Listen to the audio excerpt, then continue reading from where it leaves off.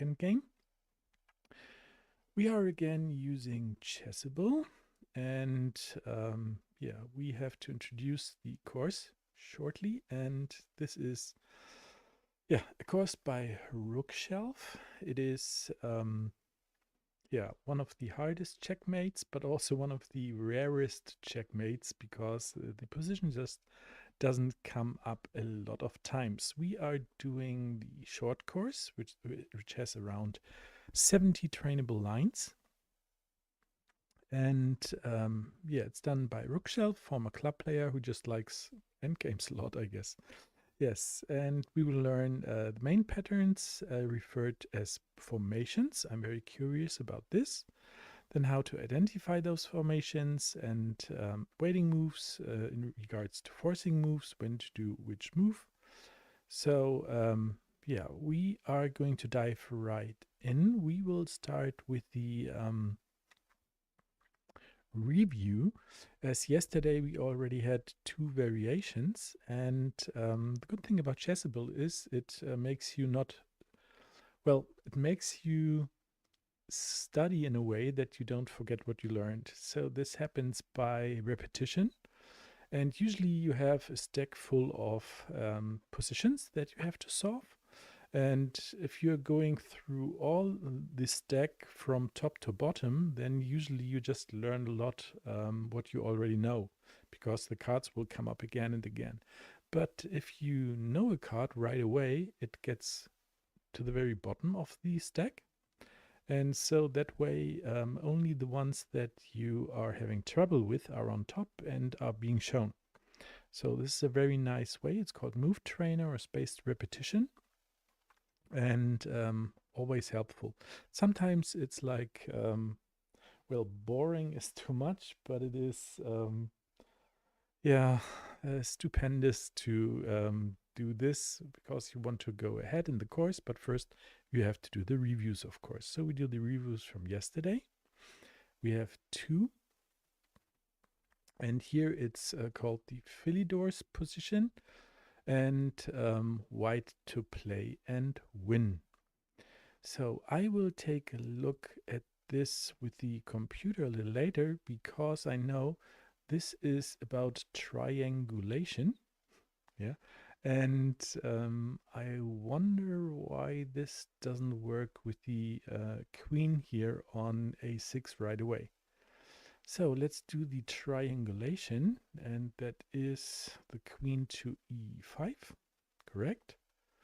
King to a7, then a1, and now a5. We have basically the same position as before, but this time it was black's move, and black has to move the king to c8. And now I can play a6, double attacking the rook. And the solution to my question that I had earlier on is, why do I need to have the triangulation? Before we had the king on b8, and it wouldn't be a check if the rook moves out of the way. Now it's pinned, and that's the reason why. Well understood. Okay, so next variation is this time a rook move here to b1. And now I have to think.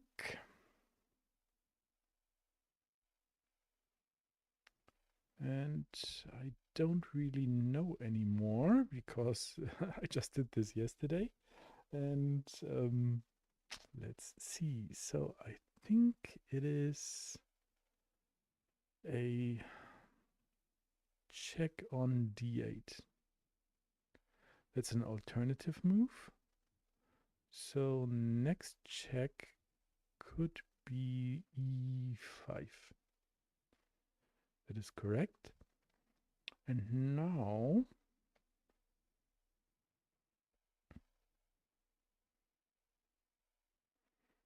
let me check.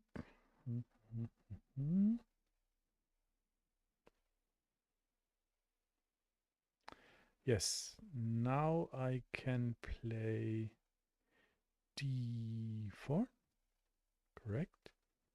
And this time I give him a check on h8. And now the forking check and taking the rook. Yes. Done. Okay, so now we are, we did this. I did this, well, yesterday too. So now my next review of this course is due in 18 hours and 57 minutes. If I would have made a mistake here, then the review would be way sooner. Okay, so exit. And we are going to learn now. All right. So let's click. Okay. So here we need to click on next, is it? Yes, so we are starting. Well, hold on. So we were here. This was what we did. Hold on. I will just repeat this shortly. Also good for repetition. My mistake. Earlier on I did it correct. Okay, here this one, this one, this one. Take and we are good. Now it makes me repeat this. So I don't forget this again. Now I go into the next variation and here we are. Okay. So here blacks move rook b3. My move is queen e5 check. Because queen c7, what I tried earlier on, and queen d8 are also optimal, I've chosen the check on e5 because it's the same move we play against other rook to move Philidor lines. Makes sense. e5 needs to be remembered. Okay. So then why is this on a pause? Because this is priority lines only and this is not a priority line. Okay, understood. Then we click on next. And we just check. I check shortly if here everything is okay. Yes, it is perfectly fine. And we can just continue. Okay.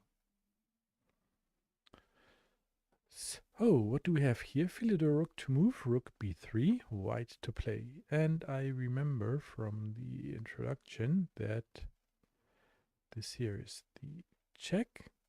Then it is black's move, king a8 this time. Okay, I don't take a look at the variations for the other moves because I'd like to learn the correct ones. My move now is queen h8 check. And then we have other moves that are as fast, but he prefers the check in the corner for consistency, which is nice. So, and we are doing this one here. Check, and now we have the move queen g7 check. And again, this is slower. Queen h1 would be 2 moves slower than the main line, so we always try to play the main line here. Okay, check. Then we have the move queen a1, and it's checkmate next move. Let's see. Okay, so it's white to play. It is this move here, and we have the check here. And now we went to queen a1. Nope, we didn't. We first put him in a check. Okay. Yeah, so that the king controls the escape squares for the black king. Yeah, that's right. My fault, of course. Okay. But what would have happened if he had just gone a8 again? Oh, I need to find that out, of course. Okay. So now we have this move here. And it is checkmate next move of the rook. Okay. So white to play. We do this again. So the drill gets trained here. Okay, I will check later on what happens if we, well, basically I like to find out right away. So if I go to the computer now, just check in, yes, it's there. So I play the queen move, white wins. And what happens if king goes a8? Yes, white still wins with queen h8. That's the table base at least. Okay, I go queen h8, king h7, queen g8. Oh, this is going to be interesting. Okay.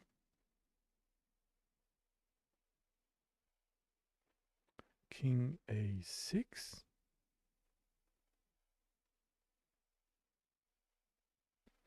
Queen h8. Okay, I obviously don't know how to use a table base correctly here, because I really wonder what happens if the king just goes back and forth. Yeah, so I find this out a little later, but I will keep this in mind, of course. Okay, so just going back here, and it's white to play. We'll do this. Yes, yes, and now the drill again, because I did this move incorrect before. It's checkmate, next move then. Okay, so this was all right. So then we are going to the next line, and that is black's move here instead of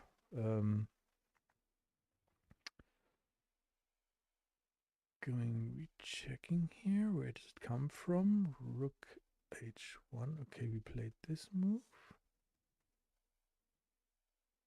Okay. Rook f7. We don't do this right now. We again play the queen e5. Okay, queen e5. Check. And now, okay, queen a1.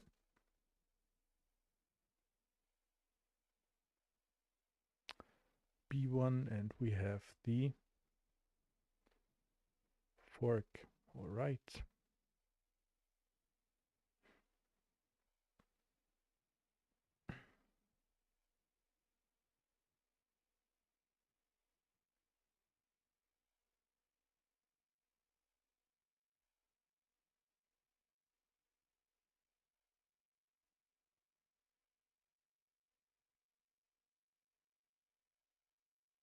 Mm-hmm. This was correct. Okay. Mm. You see how they drill it into you by repetition, which is nice for me. I need like 7 repetitions before it's from long-term, short-term memory into long-term memory. Okay. We finished the Philidor with the rook running to a different square on the 7th rank. Okay. This time here. Move is queen e5 plus. I skip the ideas why they are all bad choices. I'm always trying to learn the correct ones. Okay.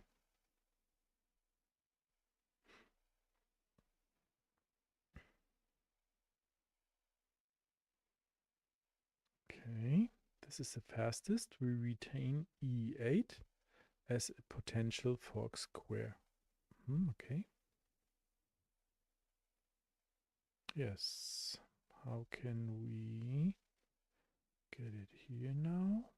White to play.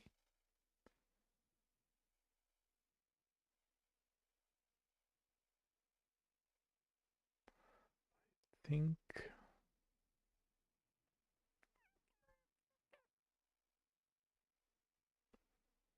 Mm-hmm. Mm.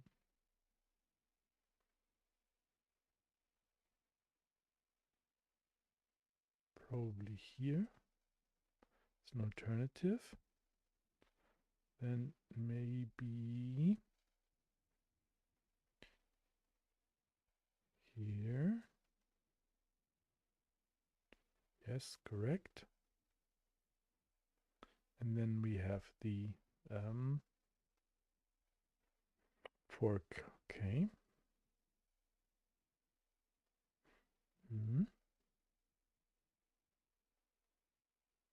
Yes, because if we go e3 and the king goes to a6, we have a checkmate in 1 with the queen on a3. Okay.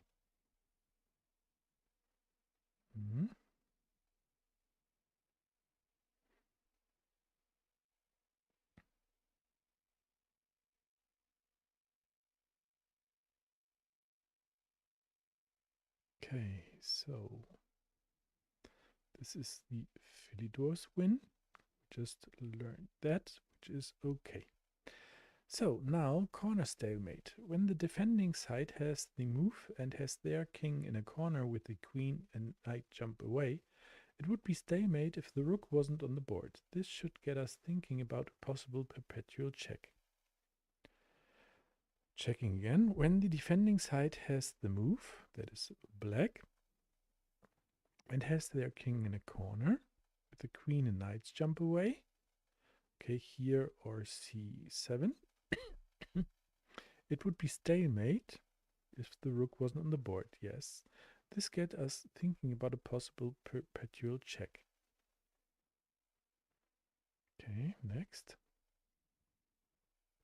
Checking from the 7th rank will draw here because a queen capture on c7, yes, is just hopping from one corner stalemate square b6 to the other, correct.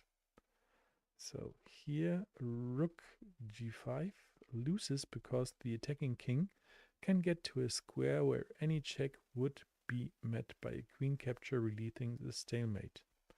Okay, for example, go here, check, jump.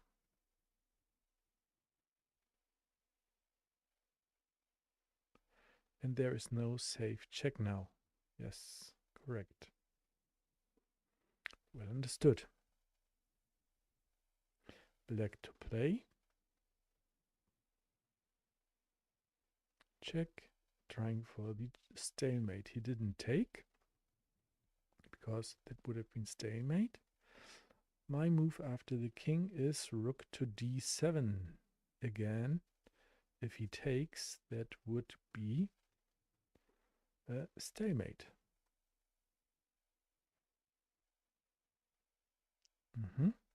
White moves king c6. And my move is rook d6, yes. He has to go out of the way. And if he takes, we have the stalemate again. Okay, so king c6, that is all right. And we go rook d6. Rook c7 is also drawing, but the skewer check wraps it up without needing to play out 50 moves. So correct.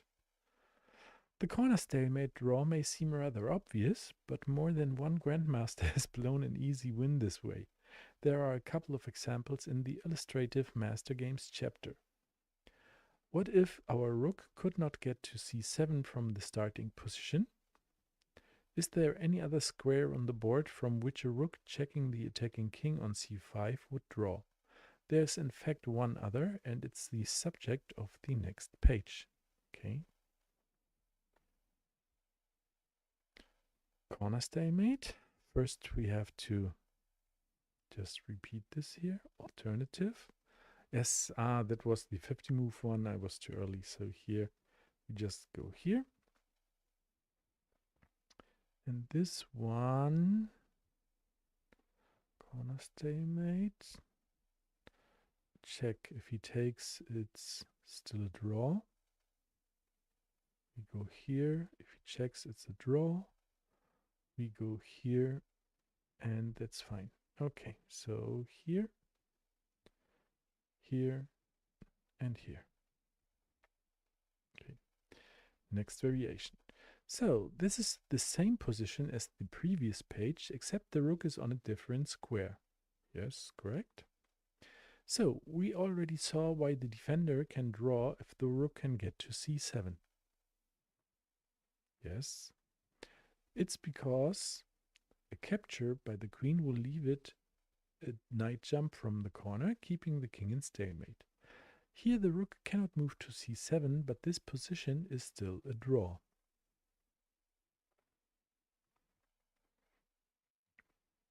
The move is rook h5 check.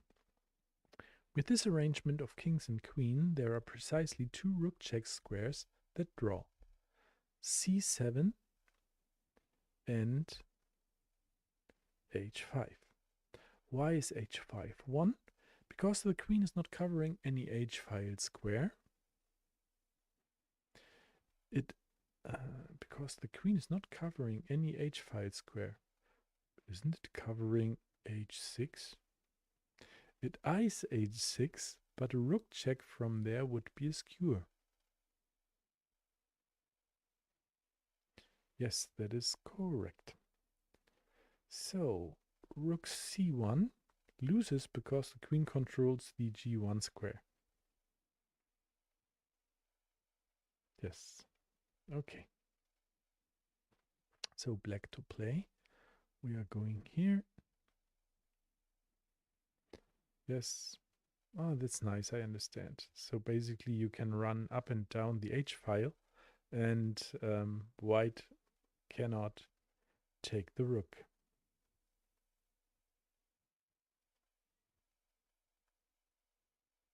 Ah, okay. White's move is king a5. That's sneaky, trying to get to the shelter of a6. We can no longer safely check from the H file, but we have an alternative. You move rook a4.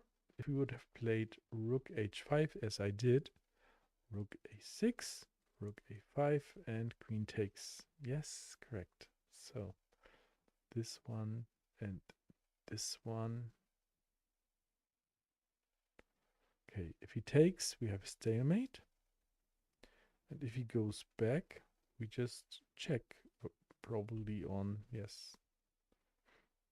Mm-hmm.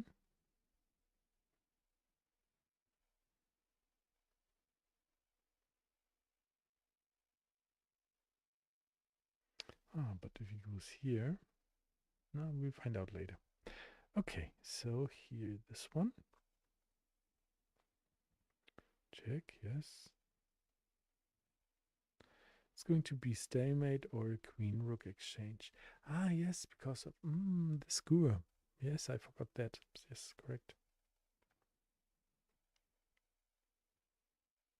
Hmm?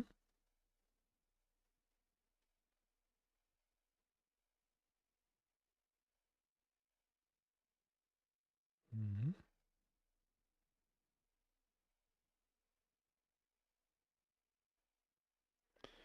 Good.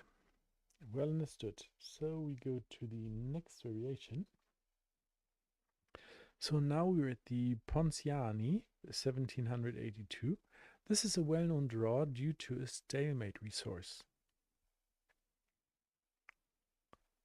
Yes, I think I did that with quad Xe before. So it's black to play. It's check. Again, we keep on checking. Yes.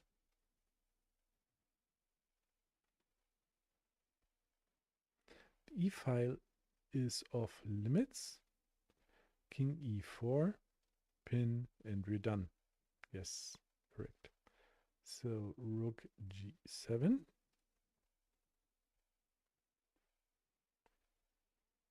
Yes.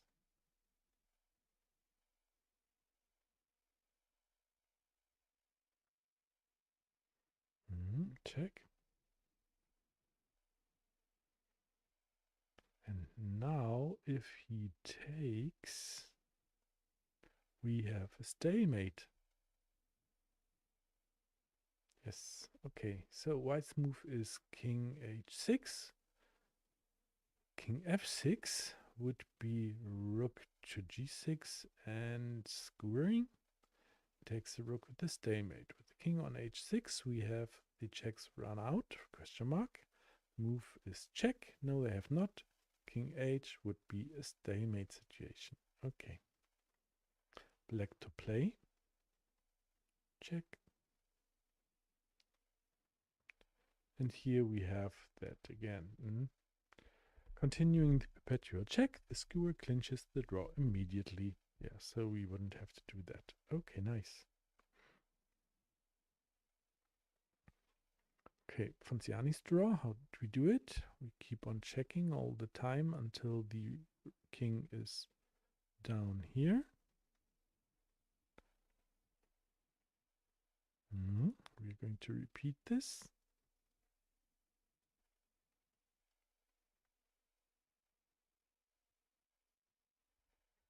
All right. So then we are ready to go to the next variation. And this is Burger 1889. Here too there's a stalemate resource. Isn't it the same thing? So the F file this time is off limits, as this would be an immediate draw.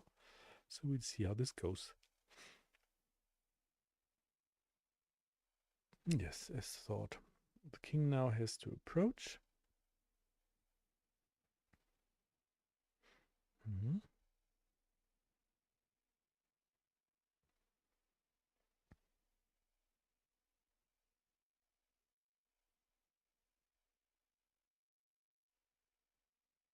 Yes, and there we have the stalemate again.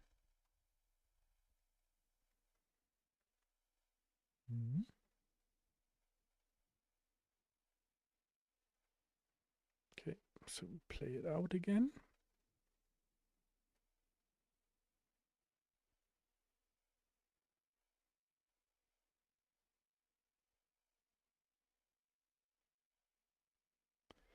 Okay, so an exception to Burger's draw. It's white to play. Let me take a quick look.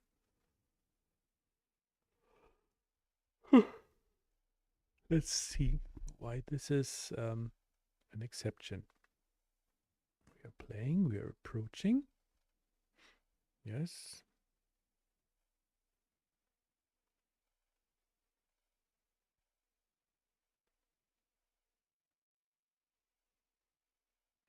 Okay, let's read here.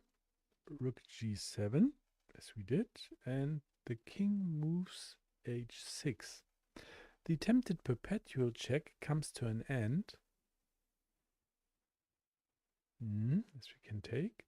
Black can survive another 12 moves. The optimal play by rook 7 to rook e8, rook e7. Okay, there are two key attributes of f5 compared to any other square on the f-file, as the queen square in the starting position.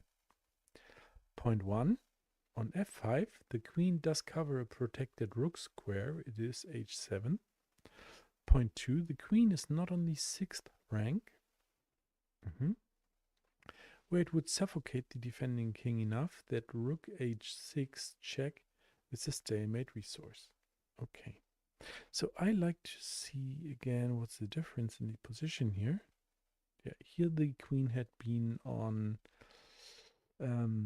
f6, what would have given the stalemate, and in the position that we just had, an exception to Burger's draw is the queen on f5. Let's see if that is correct. Yes, it's correct, just from the other side. Okay, so basically in that case, I believe it's lost, as it's, well, not lost, but it's a draw then. Okay. So white to play, hold on.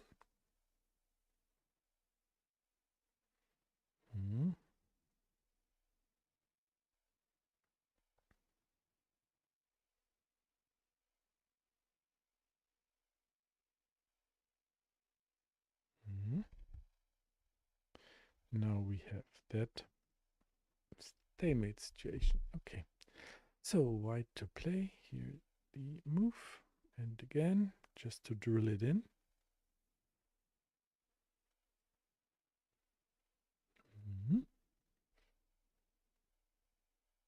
once more.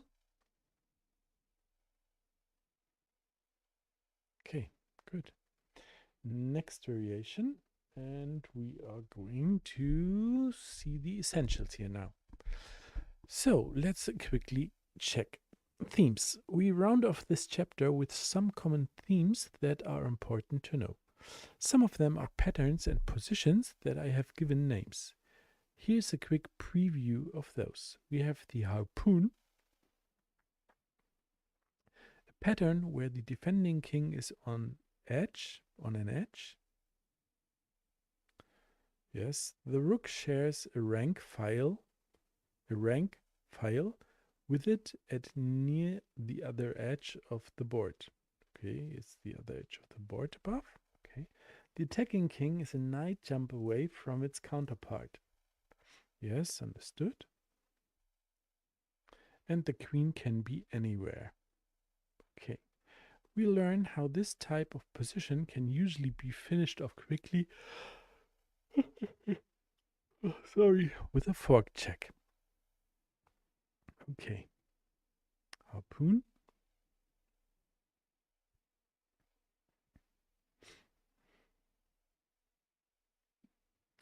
Then we have the pin mate.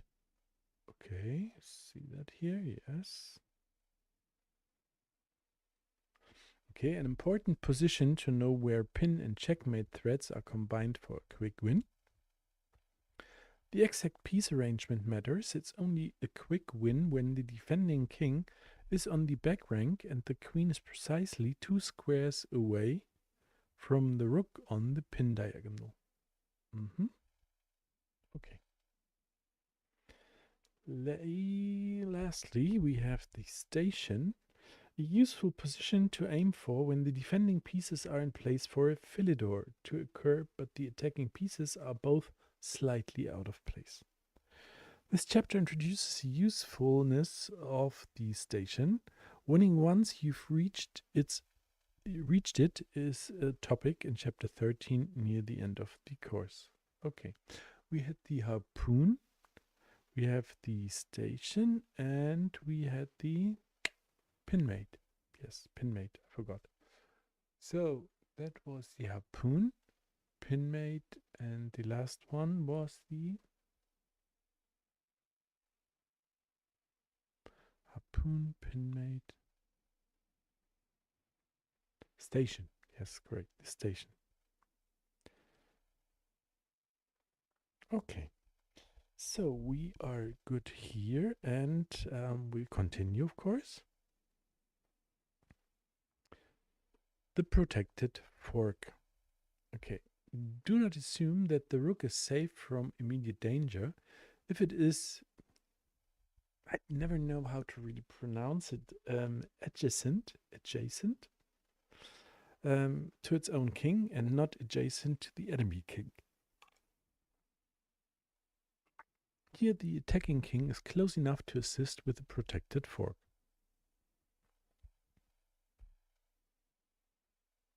Okay, next.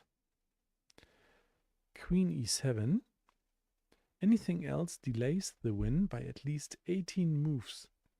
So it's really good to know this. Note how the queen steals the escape squares d6 and f6.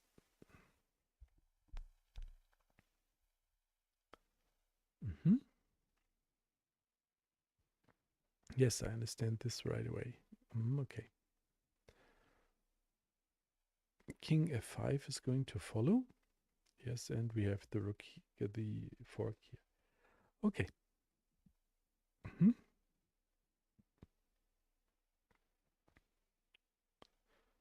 This is the protected fork. No guarantee that I find it in a game. Nice, that is correct. So now we have the third rank defense. And the third rank defense is the following. The third rank defense and fourth rank defense with the pieces shifted down one file is a very common defensive strategy.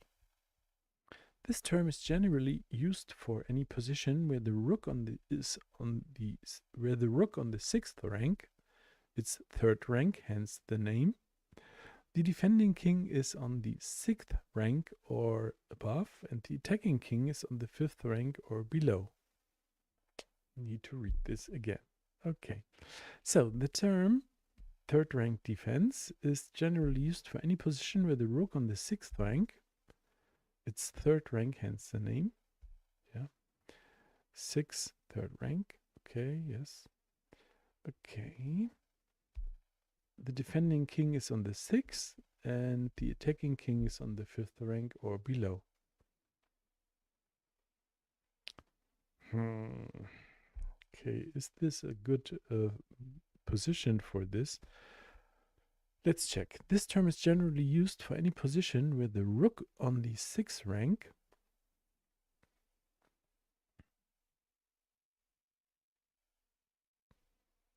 here we have the black rook on the 6th rank. The defending king is on the 6th rank. Yes. And the attacking king is on the 5th rank or below.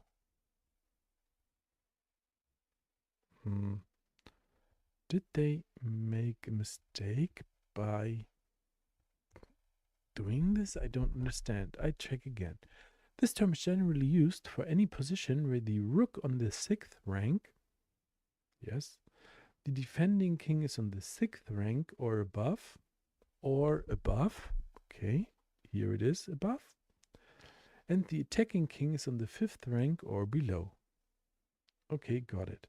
So we definitely need the defending rook on the 6th rank or the 3rd rank. And then the defending king needs to be either on 6th, 7th, or 8th. Yeah. And the attacking king is on the 5th rank or below. Okay, get it. Breaking through usually requires joint effort, with the attacking king and queen collaborating to deprive the rook of safe squares on the treasured rank. Okay. We will see various third rank defense positions in the course. For now, here's an example of what not to do. Okay, we'll see. Queen b6, rook h6. Clearly, just hassling the rook with the queen is not going to make progress. Superior strategies will be learned during the course. Okay, continue. Is this the same? No, it's not. Okay, this is going to be interesting for review. I need to get the terminology into my head. Harpoon, pinfork. Was it called pinfork? We'll check again. And the station. The pinmate. It was a pinmate. Yes, pinmate, not pinfork. Pinmate and okay. Harpoon, pinmate, and station.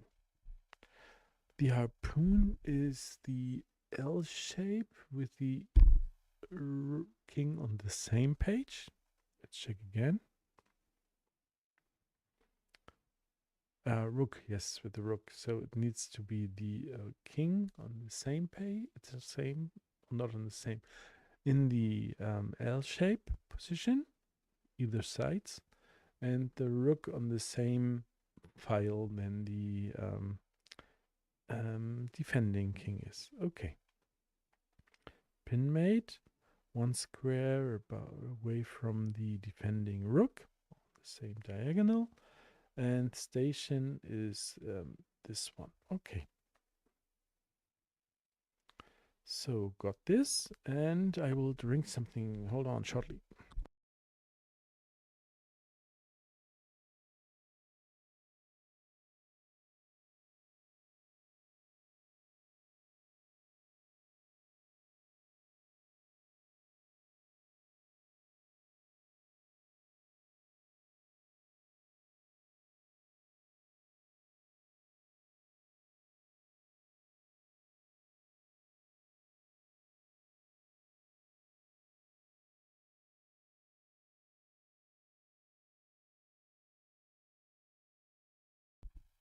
Okay, and I'm back. And we are going to go through the position. So we will see various third rank defense positions in the course. For now, here's an example of what not to do. Queen b7, rook h6. Clearly just hassling the rook with the queen is not going to make progress. Superior strategies will be learned during the course. This could be go back and forth. Okay, then we have the harpoon pattern. He's going through the different themes. Okay, and then we are going... Okay, we will find out. Okay. So, the harpoon patterns. This is what we earlier saw. There's a common theme that occurs very often in the final few moves of optimal play, where the defender is forced to the back rank and can no longer keep their king and rook together. The rook flees to the other edge of the board and often ends up on the same file as its king. It's exactly what we have here. The attacker's task is now to find a sequence that can win the rook. Look at the arrangement of the kings and rook on the board, ignoring the queen location for now. I call this the harpoon pattern because I see it as the defending pieces forming the pole of a harpoon. Yes. With the defending king at the tip and the attacking king is the barb. Yep, okay. Could also be a number 1. Like in Europe, we write the one with this and not only a vertical line. Okay, so harpoon, this is easy to remember. To define it more strictly, a harpoon is my term for the pattern where the defending king is on the 8th rank. Its rook is far down the board on the same file and the attacking king is on the 6th rank, a knight jump from the defending king. So could also be e6. The queen can be anywhere. With the attacker to move, every harpoon position is a fairly quick win. Typically under 6 moves. It is generally a bit easier for the attacking king to be on the short side of the board, this one, and not the large. Closer to an edge to avoid obstructing the queen. Okay. The move is queen g5 check. The blue visual cues on the board illustrate the harpoon pattern. Yes. The green and red arrows indicate how there will be a fork next move from h5.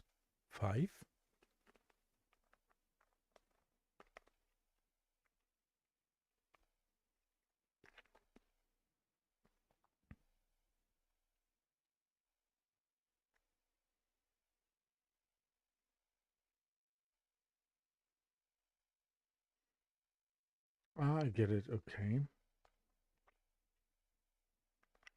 So check. The king has only 2 moves, that is c8 or e8. And there will always be a fork with the queen by then. Understood, okay. Yes, okay, good. White to play. So we are putting the king into check. He has to move out of the way. Hold on.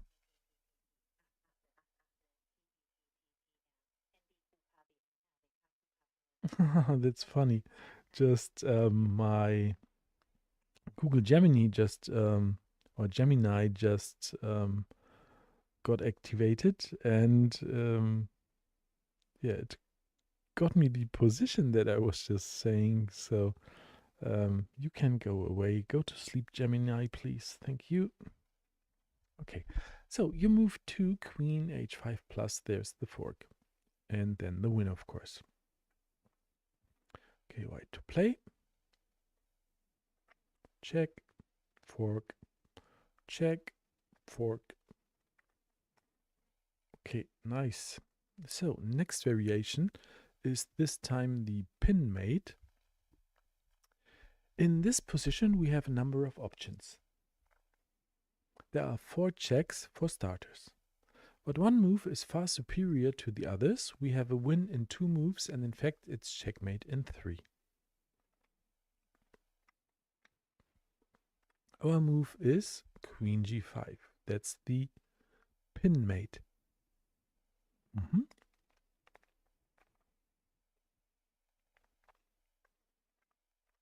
I have decided to call this arrangement of pieces the pin mate because it neatly combines a pin and mate threat for a quick deadly finish. From g5 our queen pins the rook and threatens checkmate on g8.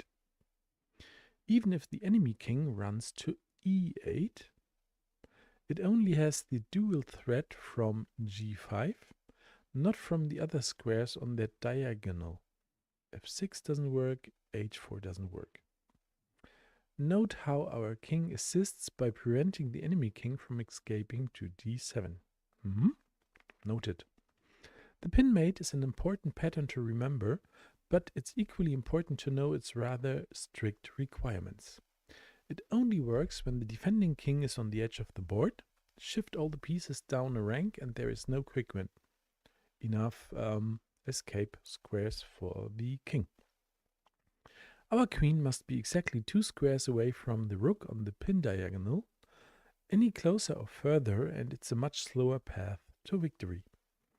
If the starting position had our queen any further down the e-file, e2 or e1, the win would still be at least 15 moves away. Okay.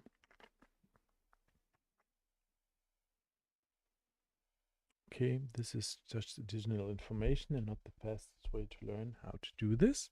So we are continuing. Next, white to play.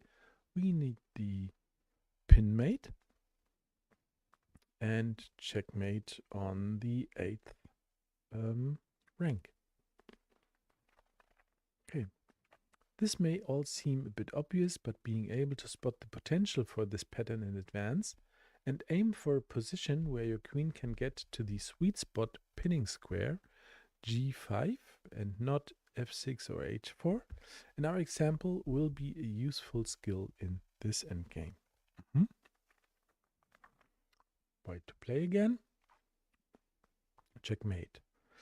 Pin mate. Checkmate. Pin mate. Checkmate. Good. So, pin mate 2. Let's try a slightly harder pin mate example. What's the best move here?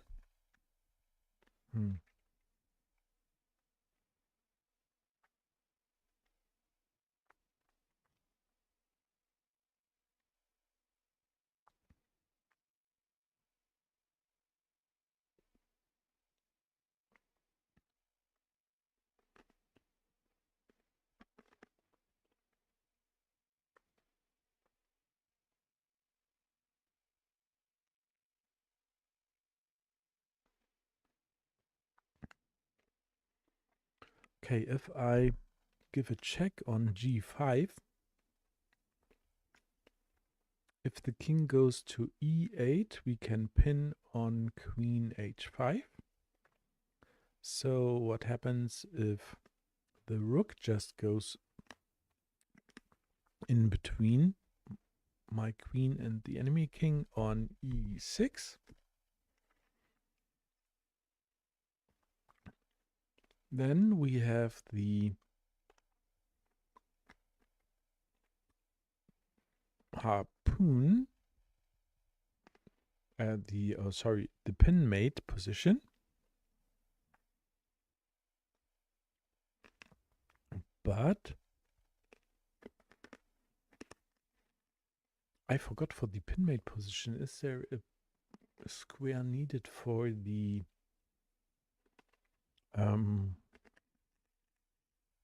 king? I need to check this again. Where is it? The themes are the pin mate. Yes, the king has to be in this L shape. Okay, so that's what's not given here. I mean, yes, will probably also work. Will it? Because that square is not taken then. We'll see. Okay, so I originally thought g5, but that doesn't work because the Pin cannot be given. Nope. Okay, so we read. The position looks promising. We have the enemy king on the edge, the rook is distant, and there are lots of plausible moves, including 6 checks. But here again, one move is far better than the others. Neither of our pieces are on their correct pinmate squares yet, but we can get there by force.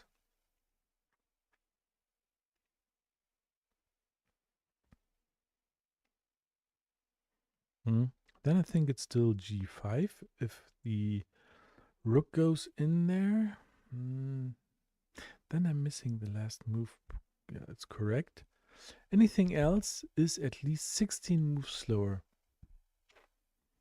Examples. We don't like to take the look at the examples. I just believe. Okay.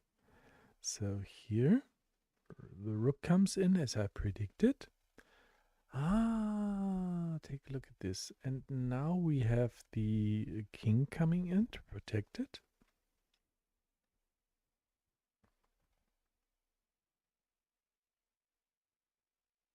Yes, nice. I forgot the king move then.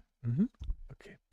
So our move is king c6. Every other way to step our king out of check would have delayed the win by at least 17 moves. But here we have the delayed, we have delayed the win by at least 17 moves, but here we have the pinmate position, so it's made in 2 moves after king c8 or immediately after king e8. King c8, yeah, here the rook to the queen to g8, and only the knight move can prevent the checkmate. But if we then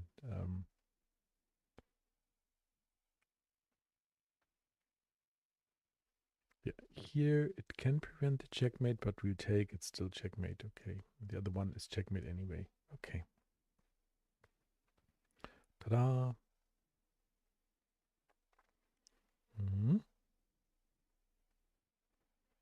Yes.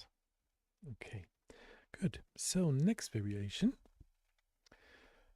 Getting to the station. What was the station? The station was something like the Philidor. It's called near Philidors, basically. So earlier in this chapter, we saw the Philidor, an essential position that many players know. It is fairly common for games to reach what I call a near Philidor. That is where both defending pieces are on their correct Philidor squares. King b8, rook b7, yes, and both attacking pieces are a single move away from their Philidor squares. For the Philidor square, we have king c6 and queen a5. Yes, I remember that. Okay, so without specific knowledge, it can be rather challenging to make progress from a near Philidor.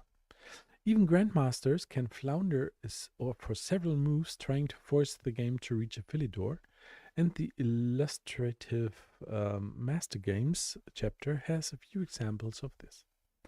The main board shows a typical near Philidor where our king is on d6 and our queen is on a4. How should we proceed from here? I think it is worth knowing the optimal move, not because it is the fastest win, but because it's instructive. Okay, so we'll take a think here. What to do?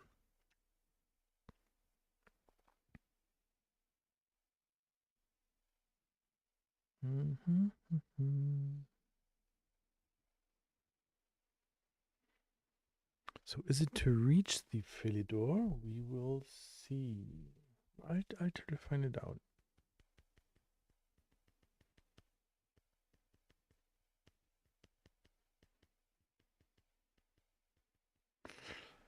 Queen a5 would be my guess. Nope. Okay. So I want to read the station. Yes. Is this the station already that we saw here in the essentials? Hold on.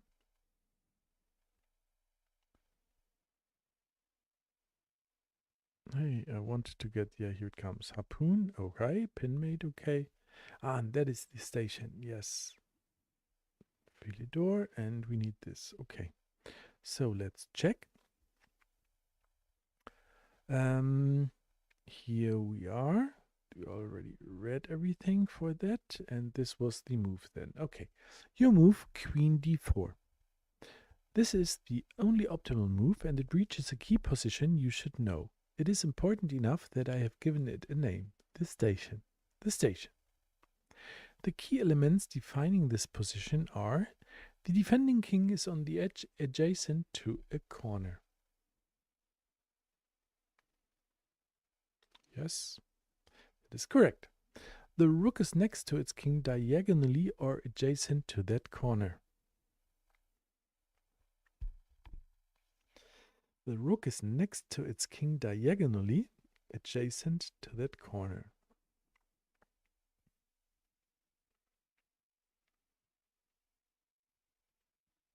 Yes, also understood. Okay. Hold on.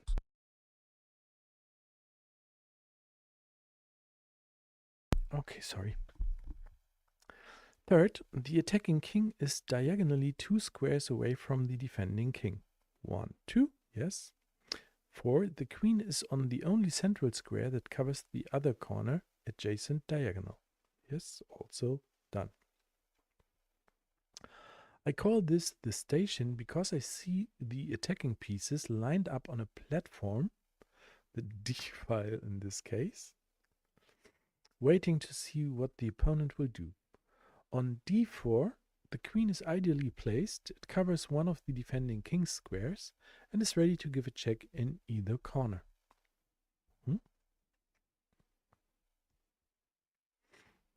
Let's consider how some slower options compare.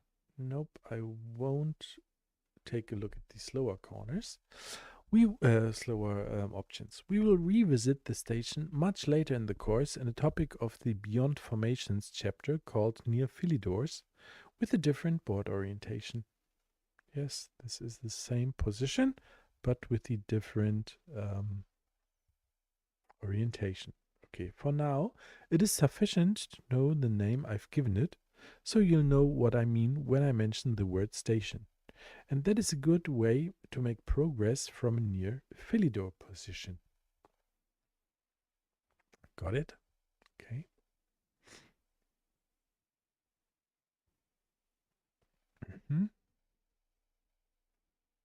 Near Philidor to the station position.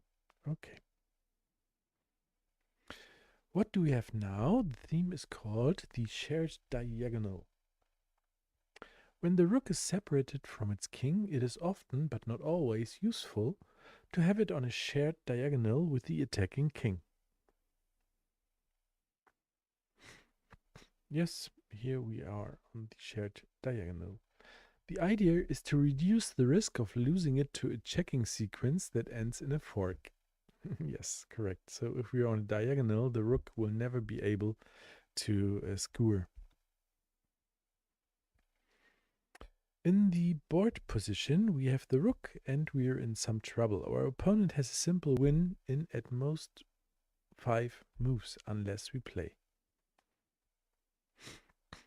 In the board position, we have the rook and we are in some trouble. Our opponent has a simple win in at most 5 moves unless we play. What to play to make it really harder?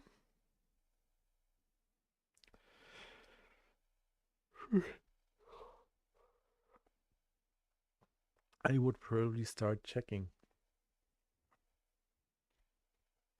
So h4. But maybe I'm wrong. We'll see. Nope. You move rook a1. Now it's a win in 15 moves with optimal play. That's 10 moves better than any alternative, and it might take all the difference in surviving 50 to claim the draw. The attacking king gives our rook temporary safety by preventing the d4 h8 squares. d4 h8, yes. From being fork squares. That leaves only 2 potential fork squares on the entire board. b2, yes, and c3. There is no sequence consisting only of checks that can fork the rook from here, as long as we keep our king off the b file and c file and off the second and third rank.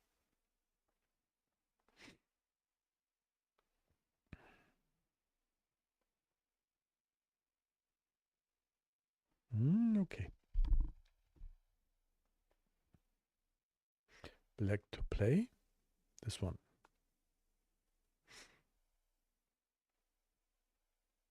Next. Okay, so a distant rook chasing. A distant rook is one that is a long distance from its king.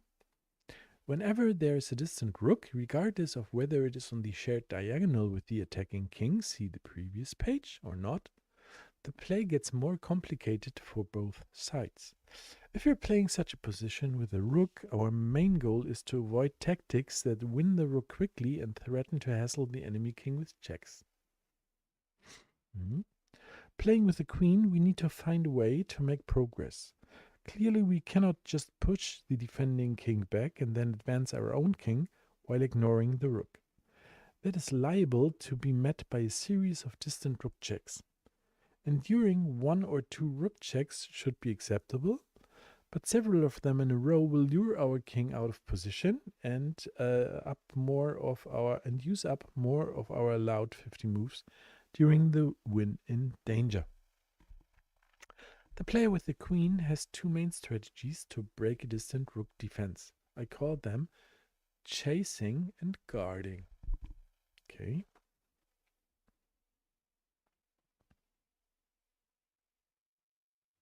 Chasing involves playing one or more checking moves, hounding the enemy king to force it to a worse location, while simultaneously improving our queen location. Of course, we can't check forever. The aim is to reach a position where we can pick off the rook with a simple tactic, unlikely unless our opponent has blundered, or improve the location and our king without it being hit by too many distant checks. Okay. Guarding involves playing one or more non-checking moves that prevent excessive rook checks and force the defending pieces to worse locations. The end goal is the same: improve the location of our king at an opportune timing.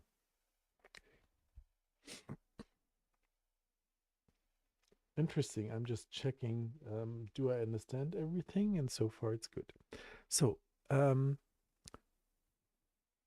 guarding is the next one. Involves playing one or more non-checking moves that prevent excessive rook checks and force the defending pieces to worse locations. The end goal is the same: improve the location of our king at an opportune time.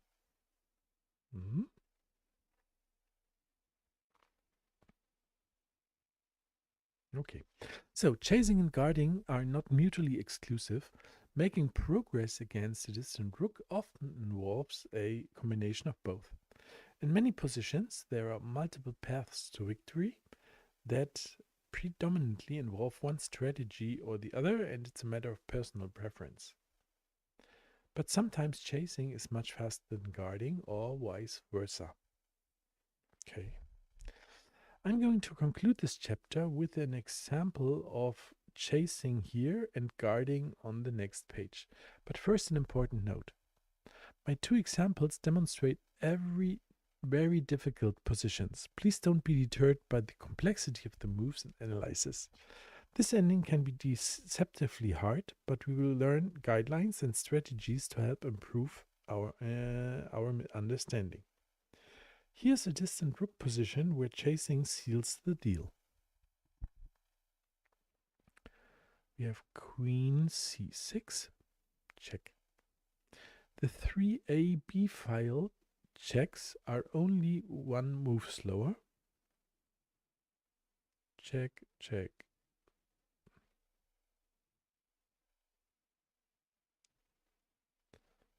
And check and check.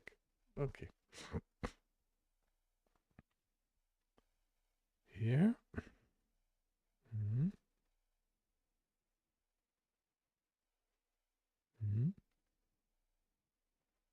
The This one doesn't matter.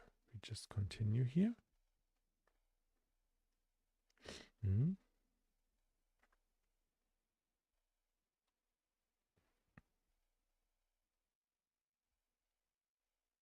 Mm. Finally, after 7 checks, the optimal move is not a check. Defending king has been forced to a poor location, edge of the board. And our queen is ideally placed. It contains the enemy king and covers e1, preventing a distant check if our king moves to the e-file. That makes it a perfect time to get our king closer. Okay. Just some... Okay, hold on.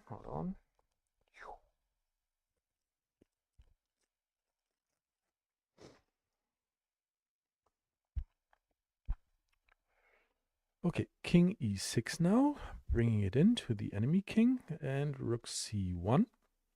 I don't care about this one, so we're going to take a quick look. King f7 wins instantly. Yes, he cannot give a check, and we can go to either g8 or g7 with a checkmate. Okay, so after this we have the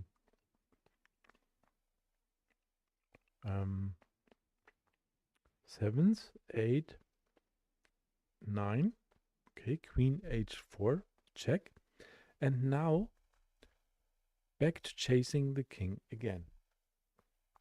This time it is to get to a fork square. Let's see how this works. Has to move out of the way. We're following, check. Again. Okay. And here we have the fork by then. Okay. An impressive display of chasing. If you're keen to train some distant rook positions that approach the complexity of the line you've just seen, in the following page, I have good news. You'll encounter some in the full course, not the short course, in a number of chapters, most notably 10 anchors and 13 beyond formations. Okay, we are currently doing the short course, so this is fine for us for now. Okay. Final variation of today, a distant rook guarding. That before the thing was chasing, now it's guarding. Okay. The previous page introduced the strategies of chasing and guarding to win from distant rook positions and showed an aesthetic chasing line. It's only fair to follow that with a similarly aesthetic example of guarding. First, let me repeat my important note from the previous page. These examples demonstrate very difficult positions. Please don't be deterred by the complexity of the moves and analysis. This ending can be deceptively hard, but we will learn guidelines and strategies to help improve our understanding. Okay. Queen f4. I'm not going for the slower lines. Rook b2. Running to the other shared diagonal. Rook e2, that is the not so good answer. So we go to queen d4, attacking the king. And queen h5 check is slower. So this really is the move to go. Is being met by rook h2. The rook just dances between the two shared diagonals, some obviously oblivious to the danger. Okay. Rook b5, rook k4 transposes to our main line.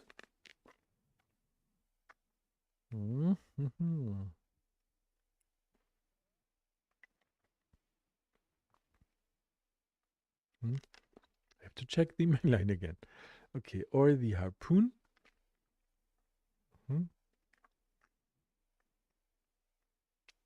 Yes. Anything else loses the rook within 4 moves.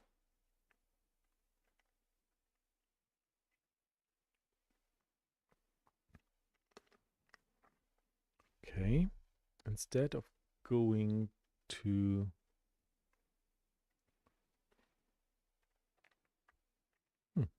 still good, sorry, my fault. Anything else loses the rook within 4 moves. So king f5 exclamation mark. Then we have 3, the fastest check, but still costs 5 more moves. Then a rook h5 check. The rook adopts a 4th rank defense. So these are alternatives, which I don't do now. Next one is king g4 exclamation mark. Why is king is better placed on the 4th rank? It's not me, it's a text. Then the 6th rank here.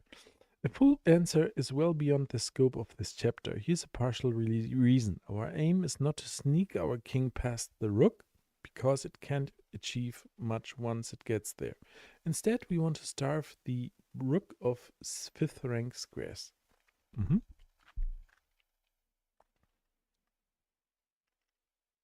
Rook b5. The only move all alternatives had the rook instantly captured or forked. King f4. This move overprotects e5. So the rook will not be able to use it when the queen begins its assault. The rook will now be squeezed off the 5th rank. We will see this position again. Much more detailed players later. We will see this position again with more detailed players back to the course. Okay. Queen c4, rook e5, and the rook can get back to its king to survive a while longer. Okay, that's also a result. Queen g7 check, king d8. Okay.